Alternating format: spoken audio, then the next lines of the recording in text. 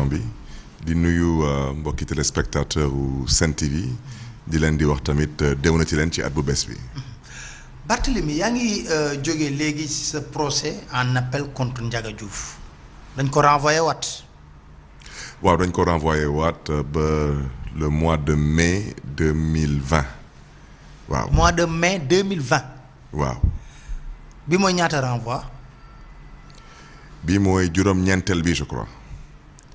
te dossier boobu su ma juumulee ren mooy juróom-ñeenti at ba xew-xew bi amee ba tey donc presque 10 ans mi ngi nii xam naa fii ak 2021 mooy nekk 10 ans mu nekk dossier tamit ba mu bëggoon tamit askan bi xam ci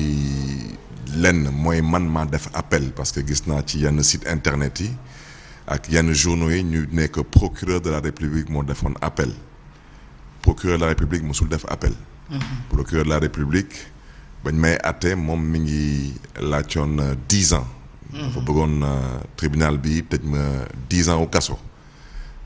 Tribunal bi daal di ma condamné ñaari at ci ñaari at yooyu ñu jàpp ni noonu naa ci tëdd juróom-benn weer mu nekkoon juróom-benn weer bu ma tëddoon ba pare.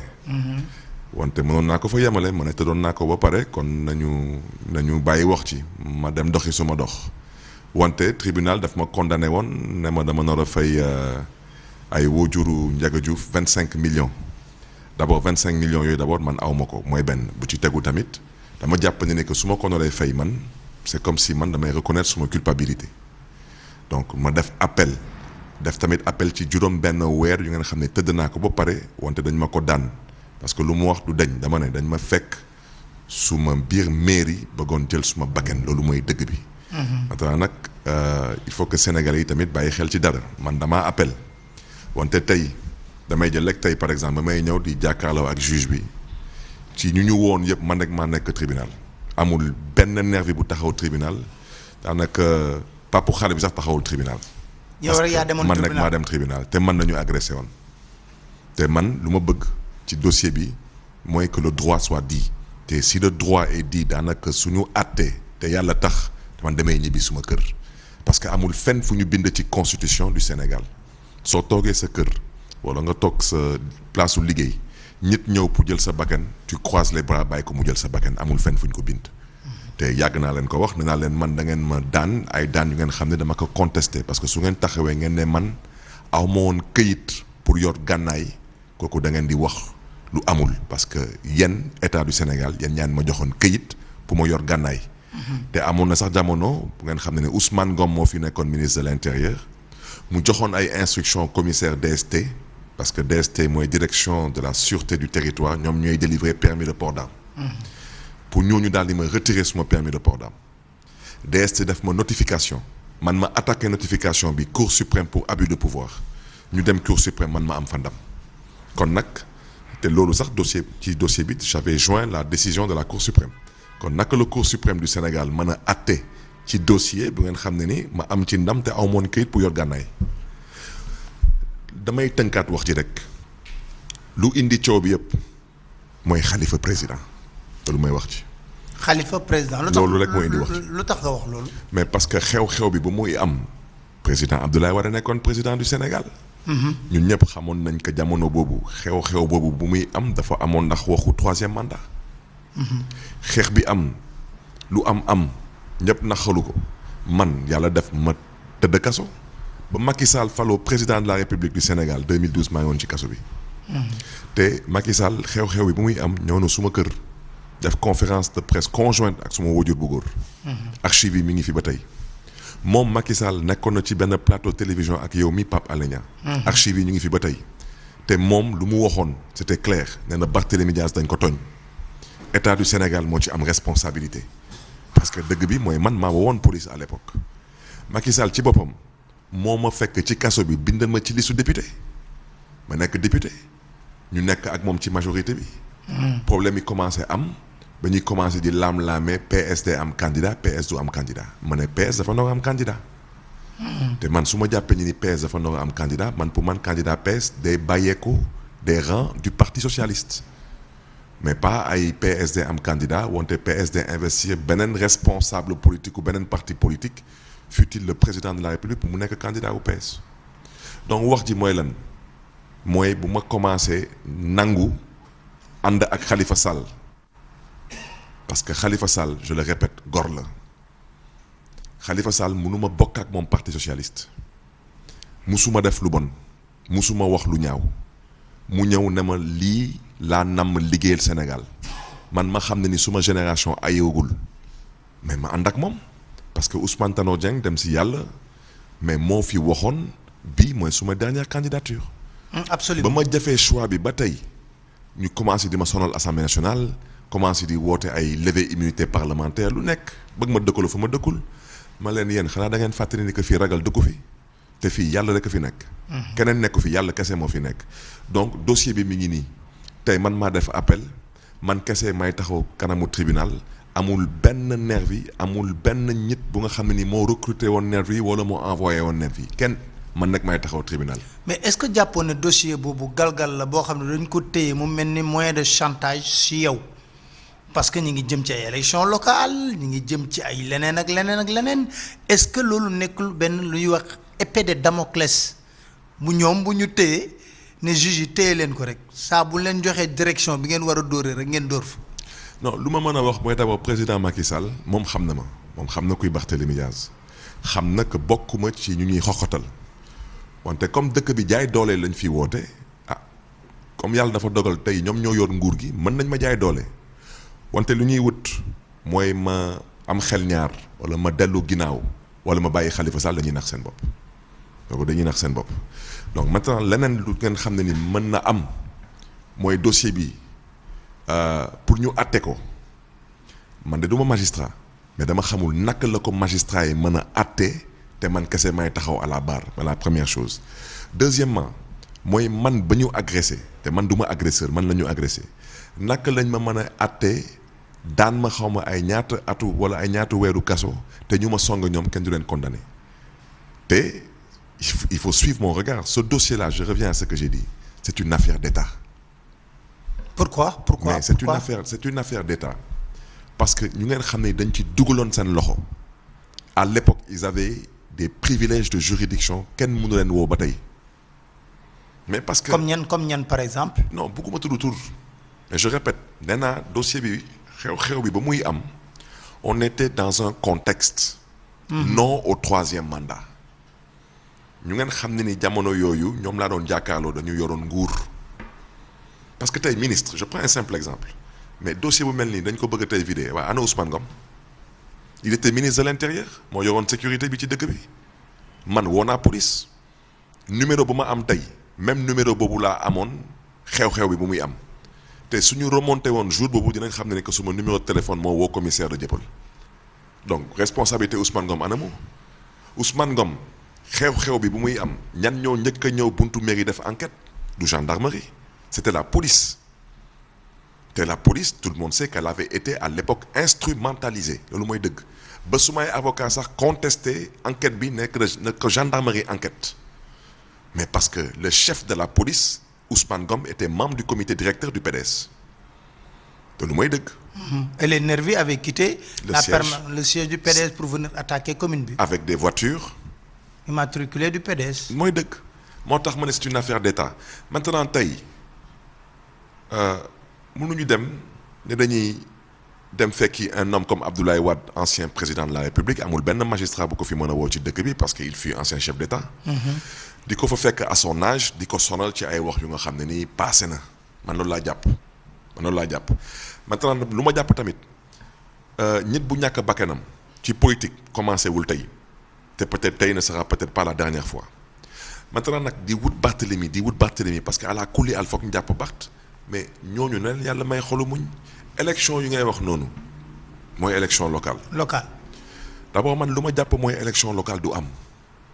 du am c'est-à-dire. donc ça veut dire que du am. non jàpp nañ ne 2021 dañ koy def. non xam nga dañu njëkkoon wax 2019. ñu ne dañ koy repousser fin 2019 pour ñu mën a may entre l'élection présidentielle ak élection locale ndax ñu mën def la révision. exceptionnelle des listes parce qu'il faut au moins 6 mois. présidentielle bi février la woon suñu doon yokk 6 mois yi on tombait vers le mois. voilà donc ñu ne dañ koy def fin 2019 man leen du am. ñu ne bon ministre de l'intérieur nee na 2020 man leen du am parce que sàcc bu ñu jàpp la wan la noo sàccee mais kooku da ngay xam ne ni système sàcc boobu du jàllaat. ban sàcc ngeen jàpp. sàcc bu ñu jàpp mooy sàcc bu ñu jàpp ci élection présidentielle jàpp ko ne ko yow fichier état civil nga jël ni nga ko liggéeyee ba am ci tant de voix balaa may dee ñu ne ay way Barthélemy duñ ko tontu dama ne Barthélemy lu mu wax su dëppuloon ak dëgg ngeen yóbbu ko fu mbaxane doone benn parce que lu ngeen namm ci Barthélemy Dias xam na ko te du leen ko may donc man je n'ai rien inventé te ñoom il faut que ñu xam ne ni que man lu ma leen wax ça vient de leur système à eux ñu nekk ci biir système bi ñoom ñoo ñu wax ñoom lu ñu sàcc élection yi. donc man je n'ai rien inventé. jàpp ne élection présidentielle dañ ko sàcc gagné wuñ ko. non dañ ko sàcc mais président Macky Sall il sait qu'il n'a pas gagné l'élection présidentielle le président Macky Sall le sait élection boo jubilé wul élection nga ne da nga gagné mel ni dëcc lii du dëcc victoire dañ koy fêter du dëcc. beneen bi mooy élection du am 2020 du am 2021 parce que man lu mu jàpp mooy président Macky Sall élection locale lenn rek la ci namm mooy Dakar te moom problème am mooy mënul comprendre que moom mu nekk président de la République jël maire de Dakar borom Dakar tëj ko ci kaso bi def lépp lu muy def te je dois vous rappeler que balaa mu koy tëj ci kaso bi dafa njëkk a changer pour 2014 dafa changer woon le mode d'élection du maire de Dakar pour rendre ko beaucoup plus difficile ne liste proportionnelle ville de Dakar amatul dañ koy supprimer maintenant maire de Dakar. ça doit foog mu gagner commune am ensuite mu gagner la majorité des 19 communes. Khalifa gagnewul majorité des 19 communes Khalifa dafa gagner les 3/4 des 19 communes parce que ci 19 communes yi gagné na ci 15 xaw ma 16 communes. moom tëj Khalifa kaso ba tey lu mu namm ci Dakar mënu ko am kon. moo tax jamono ñu nekk ni ñaari option le président Macky Sall di étudier te moom mu ngi may déglu parce que yow Pape Alé fépp foo ayee moom jàppal ni Macky Sall la ñuy déglu benn bi mooy mu ngi xool nu muy nommer maire de Dakar par décret. non attends. mu ngi may déglu. ça veut dire que léegi dootuñu élire maire de Dakar. dañuy élire mais am na ku ko mosoon a wax benn politologue di wax ne est-ce que waruñu nommer léegi par décret le maire de Dakar. kooku sax je n'avais même pas suivi l'émission. waaw mais dama ne. ñun ci dëkk bi la ñu juddoo fii la ñu dëkk ñu am ay nopp di déglu am tamit ay mbokk. ay mbokk tamit ñu bokk ci ñoom. dama ne président Macky Sall mi ngi jéem a xool nu muy nommer maire de Dakar par décret jël bic ak feuille nu muy nommer ministre nu muy nommer directeur de cabinet. mais loolu recul démocratique la. non loolu du recul démocratique loolu daanaka su ko sénégalais yi nangoo su ko Dakar waaye nangoo nañu jël Sénégal mu daal di doon royaume Macky Sall doon buur. parce que il faut qu'on sache à un moment donné lan la ñu bëgg parce que tey président Macky Sall te mu may déglu ñaari exemple yu ñu bëgg a utiliser du ay exemple parce que ñu ngi ne fële ci Côte d'Ivoire maire wu Abidjan dañ koy nommer par décret mais maire wu Abidjan dañ koy nommer par décret parce que Ouattara ba mu ñëw mais tout le monde sait que Abidjan FPI la. Gbagbo la ñuy votel Yopougon mooy comme soo waxoon tey mooy banlieue wu Abidjan. ñooñu ay FPI lañu donc ñu ne comme ñoom mënuñu gagner Abidjan maintenant dañuy nommer Abidjan maire de Abidjan par décret mais ça c'est antidémocratique. ñu ne beneen exemple bi mooy Cameroun. mais ñëpp xam nañ nga Cameroun Paul Biya ba nga xam ne mi ngi fa depuis presque 40 ans kooku ce n'est pas une référence démocratique. maintenant soo noree nommé maire de Dakar par décret da nga noroo dem nga nommé 554 maires du Sénégal yëpp par décret loolu mooy yoon. à partir du moment boobu amatul élection locale mais nag su ko sénégalais yi nangoo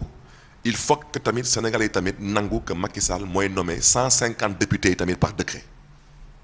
mais kooku tamit su ko sénégalais yi tamit nangoo mais à partir de ce moment tamit Macky Sall tamit dafa noro tamit fal boppam par décret nommé boppam par décret. kon ñu ne leen royaume lañ nekk léegi. royaume lañ nekk non même pas dynastie dañuy nekk ab de Makiland. Makiland mu nekk waaw mu nekk Makiland ñu nekk ay Macky boys. ak ay Macky girls yow tamit ay Macky daddy ak ay Macky mami parce que loolu mooy parce que il faut que Sénégalais yi xam lu ñu bëgg. Pape Alé parce que à un moment donné Macky man mereewuma ko mais parce que Macky day xool est-ce que mën naa ko teg ci yoon gagné mu xool gestu ko ne mënul nekk mu nekkoon maintenant est-ce que mën naa waaxu gars yi gagné gars yi ji nangu mais da leen di waaxu loolu moo fi am actuellement c'est pourquoi benn bi élection locale du am parce que à cause de Dakar. mënul gagner Dakar donc lu muy xool nii mooy naka lay nommer maire de Dakar par décret si ça ne marche pas ah dina jéem a xool ñu nga xam ne ni peut-être day jàpp ni ñooñu bés bu ñu toogee day jàpp ni Khalifa Sall moo toogaat dina def kéem tolluwaay kàttanam ba ñooñu bañ a fekkee élection kooku moom dina ko def. comme sa classe. waaw parce que man moom une chose est claire man moom suma engagement auprès de Khalifa Sall du lu ñuy laam-laamee man daanaka man su ma nekkee maire de Dakar Khalifa Sall su ko neexee sax mu jël bureau maire de Dakar def ko néegam parce que dina jàpp ni moom mooy maire de Dakar parce que en fait Dakar c'est Khalifa Sall c'est Dakar loolu mooy dëgg te loolu la yàlla dogal te man dama gëm yàlla man du ma xëccoo ak yàlla. mais Bart yaa ngi wax Khalifa mais les khalifistes xam nga lan la leen reproché dafa mel ne armée mexicaine ku nekk day dem sa wàll yow yaa ngi doxal sa waar keneen a ngi taxaw fële keneen a ngi taxaw dafa mel ne amul benn bloc bu solide derrière ba d'ailleurs on a comme l'impression que Khalifa est seul. alors luy indi loolu. pas du tout des fois dama koy tooñ nee naa ko yow nu nga jàngee politique ak fu nga jàngee politique peut-être man damaa jàpp il faut dama jàpp ni que peut-être boobu beneen génération la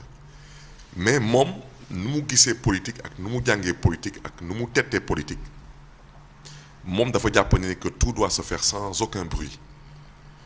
et je pense que quelque part soo jàkkaarloo ak ku mel ni Macky Sall am na solo dan laa la jox benn exemple def naa fi benn émission ñit ne ma Barthélémy Diaz est-ce que da ngay briguer 3e mandat ci mairie Mermoz Sacré-Cœur man am naa tontu bi xam naa si c'est oui ou si c'est non mais na ma Macky Sall d'abord wax élection locale kañ la naka la ak fan la balaa ma ne ko man ban poste lay briguer parce que munoo nekk ak nit moom saay bu xamee lu nekk sa bopp mu bëgg la waaxu wala mu bëgg la wër ndomb tey su Khalifa Sall doon commencer di wax wala muy dévoyer sa stratégie wala muy wane ay alliés mais dañ koy kase suñu jàppee ñu ne que Khalifa ak Pape Alé ñoo na ànd ci élection yi ñëw. dinañ def seen kéemtalaay kattan ba ci élection yéen ñaar du ngeen ko fekkee wala kenn ci yéen ñaar du ko fekkee je sais pas si je me fais comprendre. oui bien sûr. donc la stratégie de Khalifa qui consiste bañ a wax wante dina jëf fu mu nekk nii. mi ngi def ay tournée politique di waxtaan ak ay leaders. waaw te def na lépp lu mu noonu def fii au niveau du Sénégal su ma juumulee je crois que actuellement su nekkulee Paris mi ngi màkk. mais su fa jógee su ñibbisi Sénégal il va commencer à aller vers les Sénégalais waxtaan ak ñoom mais bu kenn xaar que Khalifa su demee di ngeen ko lire ci internet di ngeen ko non du wax parce que lu mu jàpp moom mooy na ko Macky Sall wax naka la kañ la ak fan la parce que Khalifa Sall lu mu jàpp tey mooy moom xeex bu mu xeex du moom moo choisir xeex boobu Macky Sall moo ko imposé Macky Sall moo ko imposé schéma wu xeex bi te su ma waajee am naa yaakaar dina ci am ndam incha allah Khalifa dina ci am ndam. mais yéen seen biir est-ce que def ànd ngeen parce que dañuy gis Bamba Fall de l'autre côté gis Barthélémy de l'autre côté Idrissa de l'autre côté Idrissa en moindre mesure sax xam naa ne vous mais est-ce que bloc bi nga xam ne moom la soxla bloc bu wóor boo xam ne bu na kërtam jàkkaarloo war a jot xam nga yow kenn du la mën a ŋàññ ci loolu parce que gis nañ sacrifice bi nga def pour Khalifa Sall mais sacrifice boobu est-ce que ñeneen ak ñeneen buñ ko defoon wax ji dina toll fii. bon d'abord je pense que question boobu ce serait un peu difficile ma mën ci répondre parce que d'abord Khalifa Sall amul parti politique amul organisation politique c'est-à-dire man tey soo ma laajoon tey man ban rôle lay jouer ci wetu Khalifa Sall. amul. j'ai pas de rôle parce que congrès faluma amul kenn ku ma fal te ñun parti socialiste dépassé nañu ñun étape parti socialiste ñun nous sommes des socialistes. ngeen kon parti socialiste intéressé tu leen. non parti socialiste il faut qu'on se comprenne. ça veut dire que ñun ay socialiste lañu te mënuñu ko weddi te kenn mënu ko remettre en cause. ok wante ñun lu ñu gëm mooy parti socialiste dafa amoon ñu ko dénkoon ñooñu malheureusement ils en ont fait ce qu'ils en ont voulu en faire. tey nag ñoom nañu assumer parce que tey socialistes yi je ne pense pas qu'ils marchent dans ce pays avec la fierté en bandoulière parce que jël le parti du président Léopold Sédar Senghor jël parti wu Aram Diène jël parti wu les socialistes Ahmed Diène nga nekk parti boobu du am candidat lu mel ni élection présidentielle yebel du passé loolu kooku suma baat ci kaw et je ne reviendrai jamais en arrière sur ça ñu fa nekk nag lu leen fa bàyyi ñoom ñoo ko xam wante ñun nous avons décidé de miser sur l'avenir mais nag ak ay socialistes mais tamit avec d'autres forces de la société civile des syndicats des personnes ressources des hommes politiques d'autres bords et tous ces citoyens sénégalais bu gëm ëllëgu Sénégal parce que. kon retrouvailles socialiste mënuñu ko xaar ci yéen. non ñun. xalifis yi dellu si waat ci biir parti bi ngeen àndandoo loolu mënuñu ko xaar ci yéen. mais c'est que Pape Alé parti moo amatul d'abord au passage maa ngi nuyu suma yaay Aminata Mbengue Ndiaye xam naa mi ngi waxati Barth ngi nekk ci télé yi ak ci rajo yi di wax rek di. mais entre parenthèse soxna Aminata man bëgg naa ñu def benn émission maa ngi moom entre parenthèse. waaw soo defee émission moom nag boobu soo defee émission ak mère Aminata moom na la wóor ne da nga am ligne téléphonique rek ndax ñu mën a intervenir. waaw ñu ngi koy nuyu au passage. voilà wante mais maire bi bu mu jëlee parti bi ba tey mais même bien avant mu jël parti bi. suma papa ndeysaan Ousmane Tanor Dieng yàlla na ko yàlla. xare àjjana te yërëm ko mais daan doon convoqué comité central du convoqué bureau politique amul benn tournée. amul benn réunion d'instance de base loolu amatul parti et ensuite man je veux que ñu wax ma Macky Sall lan mooy rôle am biir parti socialiste parce que nekkul secrétaire général du parti socialiste te man je ne me rappelle pas Macky Sall jënd carte parti socialiste munul nekk di buumi bi parti socialiste te loolu mooy dëgg. Macky mooy décider. mais bien sûr que mooy décider j'ai donné récemment le dernier exemple nee naa y a un socialiste. bu ngeen xam ne ni dafa intégrer le gouvernement mais kan moo ko choisir parti socialiste ñun dañu amoon mode de désignation kan moo ko choisir ci ban base lu ñu sukkandiku. mais yéen da leen dàq bokkatu leen ci parti bi lu seen yoon ci loolu. Pape Alé xam man du ma si delluwaat. waaye xam nga da ngay dàq da leen dàq la parti da leen dàq yéen bokkatu leen foofu. non xam nga Pape Alé xam nga fu fa dara newul. doo fa xëccoo fu dara newul soo fa nekkee di xëccoo rek c'est que yow sa bopp yow nekkoo ci dara yow te ñun dañu nekk ci dara.